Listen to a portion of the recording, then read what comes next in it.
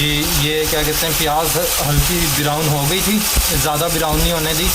इसमें ये गोश्त डाला, बिल्कुल फ्रेश लेके आया हूँ, पिंक पिंक नज़र आ रहा होगा। और जिंजर गार्लिक पेस्ट अभी इसमें भुनेगा ये, और भुनते भुनते इसके अंदर मिसाले जाएंगे और फिर टमाटर जाएंगे, और ये अच्छी तरह भुनेगा। और उसके बाद फिर जी अच्छा गोश्त गल गया। अब जो है क्या कहते हैं, इसका पानी ड्राई होगा, और साथ साथ मैंने पानी रख दिया है चावल बॉईल करने के लिए।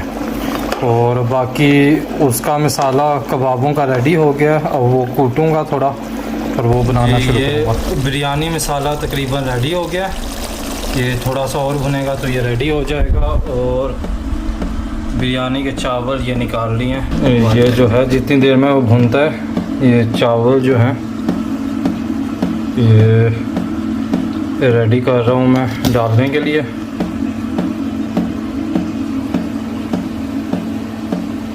और बाकी अभी ये बिरयानी में डाल के तो फिर मैं बताता हूँ आपको। जी अस्सलाम वालेकुम। ये जो है बिरयानी अब रेडी हो गई है, अब कबाब रेडी करने, बाकी इसको दम वगैरह लग गया है सब कुछ।